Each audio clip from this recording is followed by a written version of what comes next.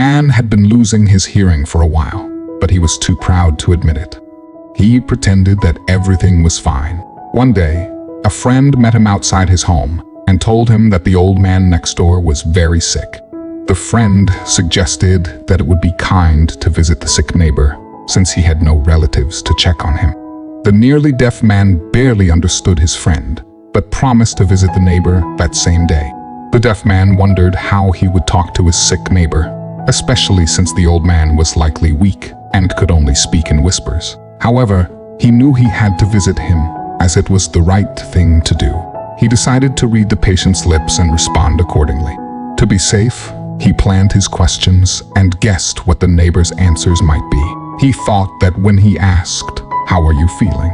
the neighbor would say, "Thank God, I'm surviving." He planned to respond, "That's wonderful. Thank goodness." Next, he would ask, "What did you eat today?" Expecting the neighbor to reply, "I had a lovely vegetable soup."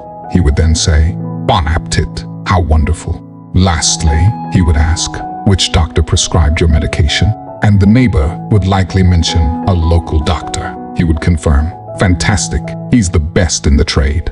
Feeling confident with his plan, the deaf man went next door. He sat next to the old man's bed and kindly asked, "How are you feeling, my dear neighbor?" "I'm dying," moaned the sick man. "Thank goodness," the deaf man said cheerfully, and continued with his next prepared question, "What did you eat last night?"